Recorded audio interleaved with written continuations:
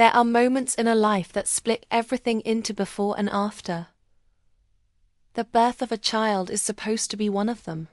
What I did not anticipate, what no one anticipates, because to anticipate it would require imagination for cruelty, that most people mercifully do not possess, is that the before and after of my particular story would not be marked by the birth itself, but by a Saturday afternoon 3 weeks before it, when a woman I had been watching for 6 weeks sat in my living room and accepted a cup of chamomile tea from my mother-in-law and told everyone she had known me through a community group.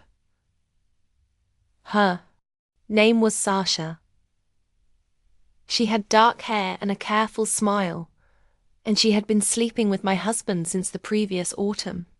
I knew this not because he told me he did not tell me, and would not have told me, and had in fact constructed a reasonably sophisticated architecture of misdirection to ensure I would not find out, but because I am a woman who pays attention. And attention, applied with patience, will eventually locate the thing it is looking for. My name is Vivian. I was 34 years old, 7 months pregnant with our first child, and I had known about Sasha for 6 weeks when she walked through my front door carrying a gift wrapped in ivory paper and a bow the color of dried roses. My husband Elliot had told me she was a colleague's wife, someone who had asked to come, someone on the periphery of a community group we were both nominally part of. He said it casually, in the way of a man adding a detail he has rehearsed for casualness. I said, "Of course, the more the better." I smiled. He smiled back. That was the conversation. What I want to explain, because it is the thing people find most difficult to understand, is that I had made a decision 6 weeks earlier the night I confirmed what I already suspected about how this would go. Not emotionally. Strategically. I had sat in my car in the driveway for 40 minutes after coming home from my attorney's office, with my hands on the steering wheel and the engine off and my stomach ground under the seatbelt, and I had thought about my child. I had thought about what kind of mother I intended to be. I had thought about resources and timing and what it means to act from a position of full information rather than from the raw, exposed place of someone who has just been wounded. And I had decided to wait. Not forever. Not passively. I was not absorbing the situation, I was allowing it to run while I prepared what needed to be prepared. There is a difference between those two things, that is the entire difference. The baby shower was planned for the second Saturday in April. 42 people had been invited. My mother and Elliot's mother had organized it together, in our home, as a matter of pride and occasion, the first grandchild on both sides. The house decorated in soft yellow and white, a spread of food that my mother-in-law had been preparing. For 3 days, it was the kind of afternoon designed to produce warmth and photographs and the particular feeling of being surrounded by people who love you. I moved through that afternoon with more attention than any of the guests understood. I watched Sasha from the moment she arrived. I watched the practiced distance she maintained from Elliot, the careful absence of eye contact that people who are intimate perform when they believe they are being natural.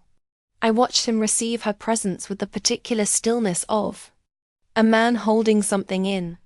I watched her interact with my guests, admire the gifts, laugh at the right moments. She was very good at it. I gave her credit for that. What she did not know, what Elliot did not know, was that in the 3 weeks since I had confirmed her invitation, I had been completing a process I had begun with my attorney immediately after the night in the driveway. A separation agreement, drafted quietly, based on 6 weeks of documentation. Financial records I had been assembling since November, when the first pattern of misdirection appeared. A separate account, opened in my name only, into which I had been redirecting a portion of my own income. I worked independently in professional consulting, and the income was mine to manage since December. An understanding which my attorney had made precise of what I was entitled to, what the marital home's equity represented, and what the legal landscape of our particular situation looked like for a woman who was 34 weeks pregnant and had been the primary earner for 2 of the 4 years of the marriage. I had also documented the affair with the care of someone who understood that documentation is not revenge. It is preparation. My mother found me in the kitchen during a lull between gift openings. She asked if I was all right. I told her I was perfect. She looked at me with the searching expression mothers deploy when they know something is not being said, and I looked back at her steadily and said, I am handling something, and I will tell you everything when the time is right. And right now I need you to just be here. She held my face in her hands for a moment. Then she went back to the living room. My mother has always known when to trust me. At 4:30, as the afternoon was softening into its final phase, I crossed the room to where Sasha was sitting, with 2 other guests I did not know well, talking about something domestic and inconsequential. I sat beside her. I handed her a small plate of the desserts my mother-in-law had made. I said, I'm so glad you could come. I want to make sure I say goodbye properly before people start to leave. She looked at me. Something moved behind her careful expression, a flicker of something uncertain, quickly covered. She said, Of course. Your home is beautiful, I said. Thank you. We've built something here that I'm very proud of. I said it looking directly at her. I said it with complete warmth and complete intention simultaneously. She smiled. I smiled. We sat for 4 minutes and talked about nothing, and she had no way of knowing that I had already met with my attorney twice since confirming she would be in this room. No way of knowing that the document waiting in my attorney's office needed only my final approval to be delivered. No way of knowing that the account she had no knowledge of had grown since December to a figure that represented stability for me and my child regardless of what came next. After the guests left, Elliot helped with the clearing. He was in the particular good mood of a man who has managed a dangerous afternoon and believes it has passed. He was attentive and affectionate in the exaggerated way of someone compensating for something, refilling my water, asking about my feet, finding reasons to be visibly present and caring. I accepted all of it with grace. I thanked him. I said it had been a beautiful afternoon. He kissed my temple. I let him. That night, after he was asleep, I sat at the small desk in what would become the nursery, and I wrote a letter. Not to him. To my child. I wrote about who I was and what I had learned, and what kind of world I intended to create for this person, who was still 8 weeks from existing outside of me. I wrote about clarity and timing, and the difference between reacting and deciding. I wrote about the afternoon not bitterly, but honestly, because I wanted there to be a record, somewhere, of who I had been in the hardest moment, the one that required the most stillness from the person who had the most reason to break. I sealed the letter and put it in the drawer with the documentation folder and went to bed. The separation papers were delivered to Elliot 11 days later. Not by me.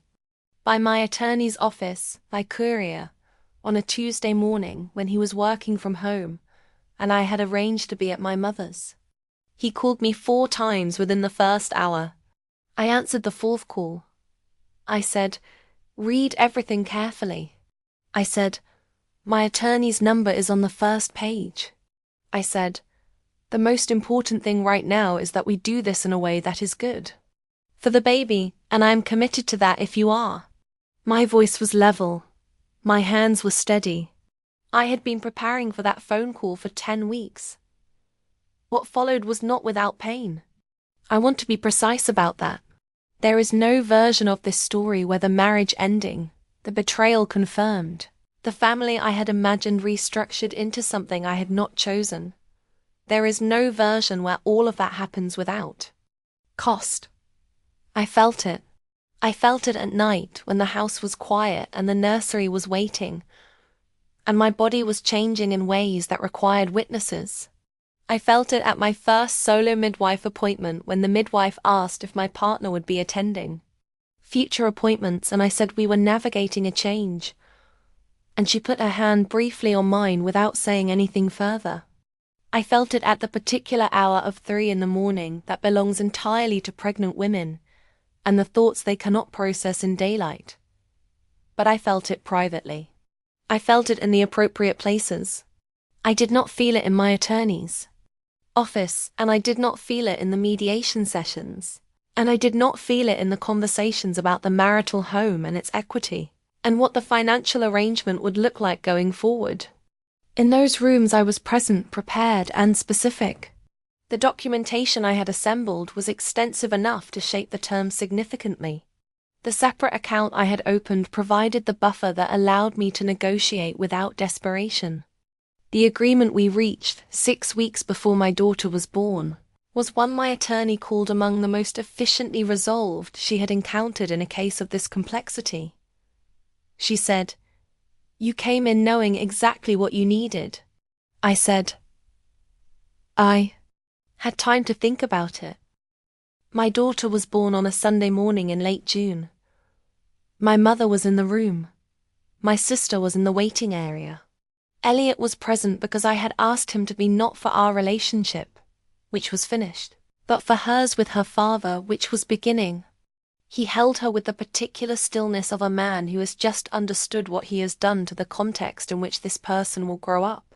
I watched his face and felt something that was neither forgiveness nor its absence. Something more neutral. Something that belongs to the long territory of the future rather than in the sharp geography of the wound. I named her Iris. I chose it alone, in the same way I had chosen most things in the preceding months, with care and without consultation. It means rainbow, but it also means the part of the eye that determines what you let in and what you keep out.